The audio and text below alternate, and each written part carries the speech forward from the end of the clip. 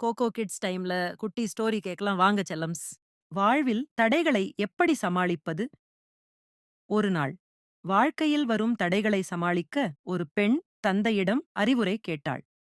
அவளது தந்தை சிரித்தபடி, ஒரு முட்டை, ஒரு உருளைக்கிழங்கு, 2 தேயிலை இலைகளை கொண்டு வா என்று சொன்னார். அவர் 3 பாத்திரங்களில் தண்ணீரை கொதிக்க வைத்தார். ஒன்றில் முட்டையை, ஒன்றில் உருளைக்கிழங்கை, இன்னொன்றில் தேயிலை இலைகளை போட்டார். சில நிமிடங்கள் கழித்து, முட்டையையும் உருளைக்கிழங்கையும் தோல் சீவி பாரு, தேநீரையும் வடிகட்டு என்று கூறினார். அவள் அப்படியே செய்தாள். பின் அவர் விளக்கினார்.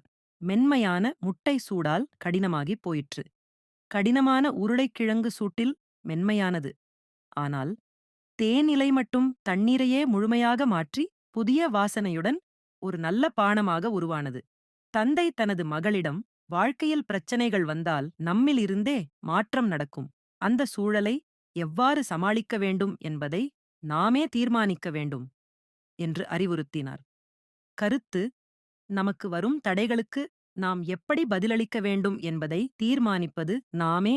அடுத்து உங்களுக்கு என்ன கதை வேணும்னு காமெண்ட்ஸ்ல சொல்லிட்டு கோகோ கிட்ஸ் டைம சப்ஸ்கிரைப் பண்ணுங்க செல்லம்ஸ்.